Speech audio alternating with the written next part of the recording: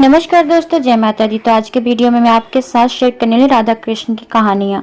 तो चलिए वीडियो शुरू करते हैं। क्या आप राधा कृष्ण की कहानियाँ सुनना चाहते हैं या फिर आपको राधा कहानी की कहानियाँ बहुत ही ज़्यादा पसंद है? तो ध्यान से सुनिए और चैनल को सब्सक्राइब कर लीजिएगा और बेल आइकन भी दबा दीजिएगा। अगर आपको राधा कृष्ण बहुत ही ज़्यादा पसंद है या फिर आप उनको बहुत ज़्यादा मानते हैं तो कमेंट बॉक्स में राधे कृष्णा लिखना ना भूलिएगा।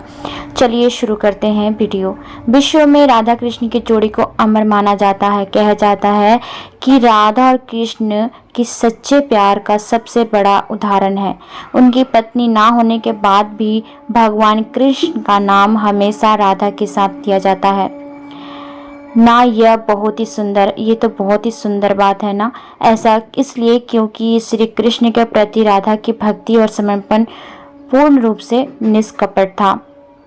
सबसे पहली कहानी जो अभी मैं आपके साथ शेयर करने जा रही हूँ, राधा कृष्ण अपार प्रेम की कहानी। नारद जी भगवान कृष्ण से बहुत प्रेम करते थे। जब नारद जी ने तीनों लोकों में राधा की स्तुति सुना तो वो बहुत ही चिंतित हो गए। वो बहुत सोचने लगे कि राधा में ऐसा क्या है कि उसकी स्तुति पूरे जगत में हो रही है। इसका जवाब लेने के लिए वो नारद जी श्री कृष्ण के पास जाने का निर्णय लेते हैं। इस सवाल का उत्तर पाने के लिए भगवान श्री कृष्ण के पास पहुंचे, परंतु वहां पहुंचने के बाद उन्होंने देखा कि श्री कृष्ण के सर में बहुत पीड़ा हो रही थी। जब नारद जी ने उस पीड़ा के लिए उपचार पूछा तो कृष्ण जी ने उत्तर दिया, यदि कोई मेरा भक्त अपना चरणोदक मुझे पिला दे तो मेरी पीड़ा थोड़ी कम हो जाएगी। नारद जी चिंता में पड़ गए। उन्होंने सोचा, अगर कोई भक्त अपने भगवान को अपना चरणोदक पिलाएगा तो वह नरक में चला जाएगा। उसके बाद नारद जी भगवान श्री कृष्ण जी की पत्नी रुक्मणी के पास पहुंचे। नारद जी ने रुक्मणी को सारी बात बताई। रुक्मणी जी ने अपना चरणोदक देने से मना कर दिया, कहते हुए कि देवऋषि, यह तो पूर्ण पाप है। उसके बाद नारद जी सीधे राधा जी के पास पहुंचे। राधा जी को भी नारद जी ने सारा हाल कह सुनाया।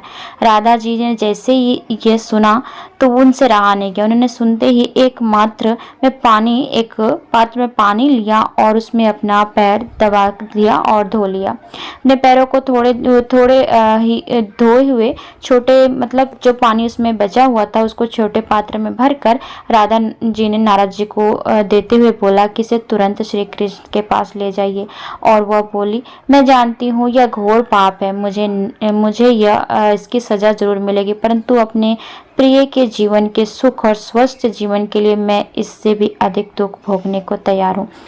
यह सुनकर नारद जी समझ गए। उन्हें ज्ञात हो गया कि राधा कृष्ण के प्रेम की स्तुति पूरे ब्रह्मांड में क्यों गाए जा रहे हैं। यह राधा कृष्ण की दिल छू लेने वाली कहानी है, जिसमें साफ पता चलता है कि राधा का कृष्ण के प्रति अपार प्रेम है। दूसरी कहानी है एक दूसरे से जुड़े राधा कृष्ण की कहानी। राधा श्री कृष्ण से अपार प्रेम करती थी, यह तो सभी जानते थे, परंतु कितना अपार प्रेम हर कोई परीक्षा लेकर जानना चाहता है। राधा और श्री कृष्ण का विवाह तो नहीं हुआ था, परंतु उनकी गाथा पूरे जगत में गाई जा रही है। राधा कृष्ण के प्रेम को देखकर दासियों को भी इच्छा होती है। एक बार राधा को परेशान करने के लिए दासियों ने एक योजना बनाया। उन्होंने दूध का एक गर्मा गर्म तपता हुआ कटोरा लिया और राधा के पास जाकर कटोरा देते हुए कहा, कृष्ण ने यह दूध तुम्हारे लिए भेजा है। राधा ये सुनते ही गर्मा गर्म दूध दासियों के समक्ष ही पी गई। राधा को वह गर्म दूध पीकर कोई कष्ट नहीं हुआ। जब दासियां श्री कृष्ण के पास लौटी तो उन्होंने देखा कि कृष्ण के मुंह में अत्यधिक दर्दनाक छाले हो गए हैं। यह देखकर उन्हें अपनी गलती का एहसास हुआ। यह कहानी जो है यह दर्शाता है कि कृष्ण से राधा कितनी जुड़ी हुई हैं। इसलिए गर्म दूध से राधा को कुछ नहीं हुआ, लेकिन गर्म दूध से कृष्ण प्रभावित हुए। तीसरी कहानी है राधा का विवाह कृष्ण से क्यों नहीं हुआ। कई इस पे तथ्य और कहानियां भी हैं। ब्रज में राधे राधे की भूमि और मथुरा है श्री कृष्ण की जन्मभूमि। मथुरा, वृंदावन और गोकुल श्री कृष्ण के प्रारंभिक जीवन का हिस्सा है। सभी भक्त पूरे विश्व में राधा और कृष्ण का नाम एक सांस में लेते हैं और कहते हैं, राधे कृष्ण। इससे यह साफ पता चलता है कि दोनों अलग नहीं हैं। भगवान विष्णु ने पृथ्वी पर जन्म लिया कंस को मारने के लिए, और साथ ही उन्होंने उसी युग में महाभारत के युद्ध के समय अर्जुन के माध्यम से पूरे धरती के लोगों को भागवत गीता का पाठ पढ़ाया। पृथ्वी लोक में कृष्ण का विवाह राधा से नहीं हुआ, बल्कि उनका विवाह रुक्मिणी और सत्यभामा के साथ हुआ। इसलिए भक्त हमेशा सोच में रहते हैं कि आखिर ऐसा क्यों हुआ। कई शास्त्रों में माना गया है कि राधा और कृष्ण कभी अलग थे ही नहीं, वह दोनों एक ही थे। तो एक ही व्यक्ति कैसे विवाह कर सकते थे। एक दूसरी कथा में माना गया है कि राधा तो जीवात्मा थी और कृष्ण तो परमात्मा। राधा का निस्वार्थ प्रेम कृष्ण के प्रति एक परम निष्ठा और प्रेम था। राधा ने अपना सब कुछ कृष्ण पर निछावर कर दिया था, यानी वह एक हो गए थे। ऐसे मिलन को विवाह से ऊपर माना गया है। कई लोगों का मानना है कि श्रीधामा के अभिशाप के कारण कृष्ण और राधा का विवाह नहीं हो पाया। श्रीधामा श्री कृष्ण का एक भक्त और मित्र था, जो भक्ति को प्रेम से अधिक मानता था। इसलिए उसने क्रोध में आकर एक दिन राधा को शाप दिया कि वो कृष्ण जुड़े सभी यादों को भुला देगी और पाताल लोक में 100 वर्ष रहेगी। इस कारण ब्रह्मा ने कृष्ण को विष्णु के 9 अवतार के रूप में जाने को कहा और राधा को शाप से मुक्त कराने का निवेदन किया। इसलिए अभी राधा का कृष्ण का विवाह नहीं हो पाया। एक और कहानी में माना गया है कि राधा पृथ्वी का पर प्रेम का महत्व और सही अर्थ बताने के लिए जन्म लिए थे, जो आप राधा और कृष्ण के प्रेम की भावना की शक्ति के माध्यम से देख सकते हैं। साथ ही राधा कृष्ण ने यह भी धरती में जन्म लेकर बताया कि प्रेम को किसी विवाह रूपी समझौते से में बांधकर नहीं रखा जा सकता।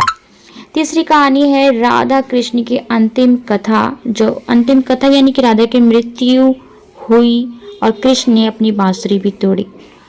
राधा अपने जीवन का अंतिम समय गुजार रही थी। राधा किसी भी तरह कृष्ण को एक बार देखना चाहती थी।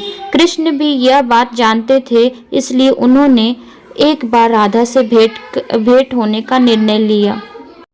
राधा के याद करते ही कृष्ण राधा के समक्ष प्रकट हो गए। कृष्ण जानते थे कि राधा का अंतिम समय है, तब भी उन्होंने राधा से कुछ भी मांगने को कहा, परंतु राधा ने मना कर दिया। कृष्ण के बार बार अनुरोध करने पर राधा ने कृष्ण से अपनी मुरली की मन मोह लेने वाली धुन बजाने को कहा। श्री कृष्ण ने अपनी बांसुरी निकाला और वह सुंदर मनमोहनी धुन को बजाने लगे। उस बांसुरी की धुन को सुनते सुनते राधा ने अपना शरीर त्याग दिया। यह देखकर कृष्ण बहुत ही दुखी हुए और उन्होंने अपने बांसुरी को तोड़कर कोसों दूर फेंक दिया।